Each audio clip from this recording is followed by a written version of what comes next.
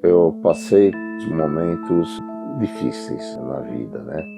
Para quem não conhece a doutrina espírita, não tendo esse consolo, eu acho que é um pouco mais difícil suportar, né? TV Mundo Maior, junto com a RBN, nos mostram o caminho, né? Olha, o caminho é este, mas cabe a nós percorrermos.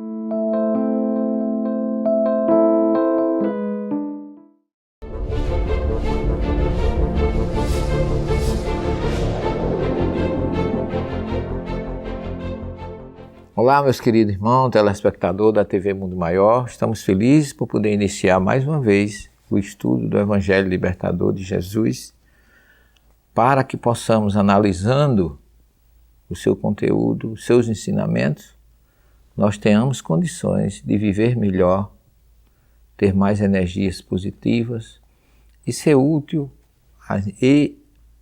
para atender à necessidade dos outros. No programa passado, no estudo do Sermão do Monte, nós vimos o Pai Nosso, com todas as suas nuances. Dizemos a vocês que se tiver dúvida, qualquer coisa, podem mandar perguntas, observações. Agradecemos o seu feedback. Você pode entrar no Facebook abrindo a Bíblia e ali mandar o seu recado que a gente acaba respondendo para você aqui no programa, ok? Não se esqueça, abrindo a Bíblia, Facebook abrindo a Bíblia. Hoje nós vamos iniciar os versículos 14 e 15 do capítulo 6. São dois pontos que mais uma vez nós ratificamos que você tem que ver Jesus como judeu e não como cristão. Um Jesus que nasceu, viveu e morreu como judeu. E nós, para podermos entender a sua mensagem, temos que conhecer os costumes judaicos, as questões daquela época, a geografia e o porquê de algumas colocações que Jesus fazia. O versículo 14, ele diz assim, ele evidencia a necessidade de perdoar os outros. Diz Jesus, se não perdoardes aos homens as faltas deles, também vosso Pai não perdoará as vossas faltas. Há um condicionamento que a gente viu no próprio Pai Nosso, que para que eu receba o perdão, é preciso que eu já tenha perdoado. Nisto reside a importância de se perdoar. Os exemplos que a gente tem, um Jesus que nunca se ofendeu, nunca teve uma reação de violência. Há quem diga que ele chicoteou pessoas no templo. Isso para mim eu não consigo entender um Jesus violento, um Jesus que tivesse uma atitude dessa, sobretudo porque ele entrou no templo no dia de sábado. E em Israel no sábado não se vende, nem se negocia nada. Não existia vendilhões no templo no dia de sábado.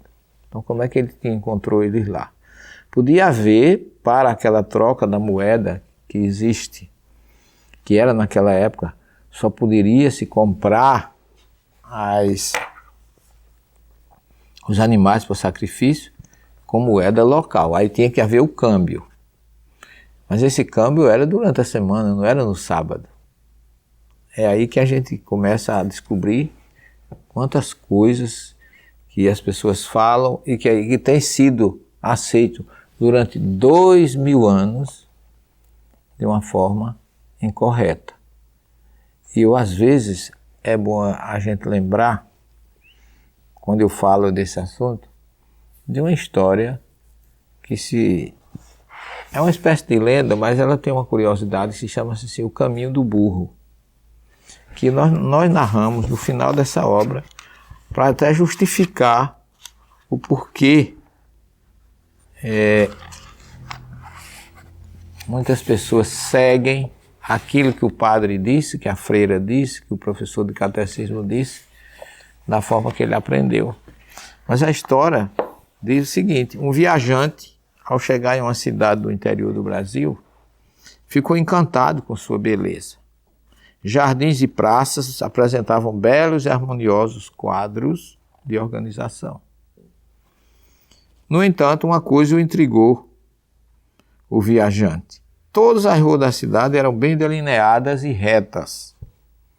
No entanto, a rua principal era curva e, mais especificamente, tinha a forma de um S.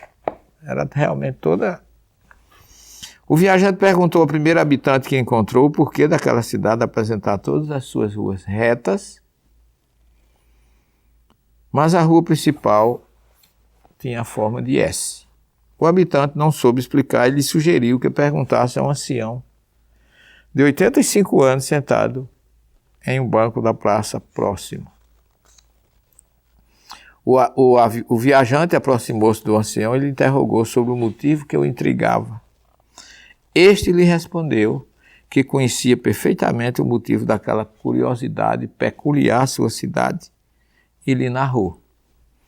No local daquela cidade já fora no passado uma grande floresta que pertencera a seu bisavô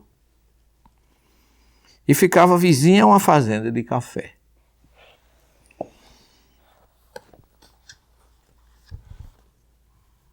Seu bisavô transportava café em burros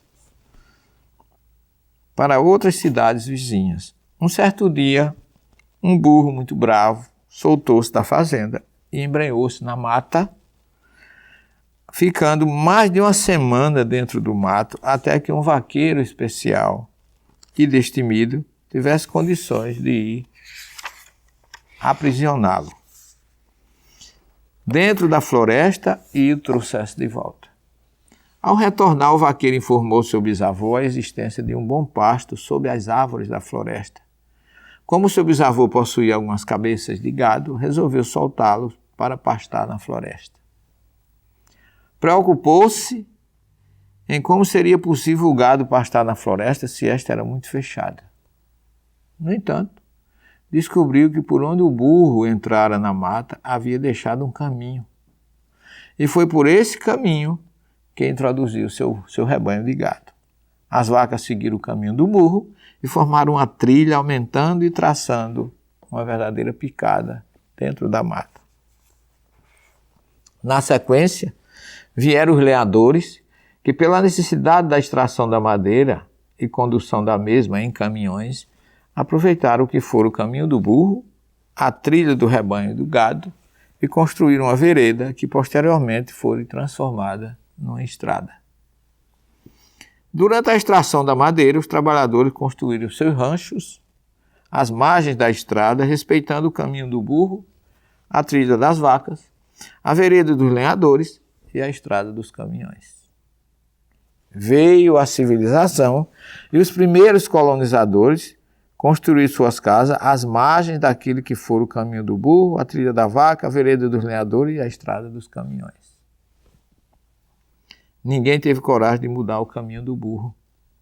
Aceitaram o que já encontraram pacificamente, sem contestar ou tentar mudar. E por isso, aí está a rua principal em forma de S. Pois bem, meus amigos, aí a gente conclui a história. Faz 2000 anos que nós recebemos a mensagem de Jesus sob a ótica de padres, pastores, dos nossos avós, dos nossos pais, das nossas catequistas, sem contestarmos ou questionarmos aquilo que foge à lógica da mensagem judaica de Jesus. Por isso que nesse trabalho a gente tenta mudar o caminho do burro e estamos em busca da verdadeira mensagem de Jesus e o que encontramos nos textos hebraicos e gregos, estudados e comparados. Essa tem sido a nossa tarefa até hoje, porque a gente faz como Jesus diz, gostamos de colocar a candeia sobre o velador. E quando a gente vai ao texto original, quando a gente vai ao costume judaico, a gente entende por que tanta coisa foi destoada. Porque, na verdade, a gente descobre que a Bíblia não tem tradução, tem traição. E que muita coisa foi mudada para ser conveniente aos conceitos e aos dogmas de muitas religiões que se intitulam, se intitularam e vão se intitular donas da verdade absoluta. Não estou aqui para ofender absolutamente a religião, a escolha de ninguém, porque eu sou ecumênico, eu acho que Jesus, assim como ele é universal, nós temos que imitá-lo e também ser. Mas a gente tem que prestar atenção que Jesus nunca falou para cristão, ele falava para judeus. Mateus diz que eles vinham de Decápolis, de Além Jordão, daquela região toda próxima, vinham pessoas escutar Jesus. E não tinha brasileiro, não tinha ocidental, não tinha europeu, não tinha americano, nada. Era só aqueles seus conterrâneos que os ouviam. Lógico que a mensagem deles serve para a gente, mas a gente tem que adequá-la segundo aquilo que era costume daquela época. É o que a gente tenta fazer para levar você de uma forma mais racional, compreensível e cristalina, acessível e compreensível à verdadeira mensagem de Jesus. Como diz a questão 627 do Livro dos Espíritos, levantar o véu e tornar mais compreensível e palpável o que era parabólico, metafórico, oculto ou obscuro. Não saia daí, que nós voltamos já para a segunda parte do nosso programa. Até já.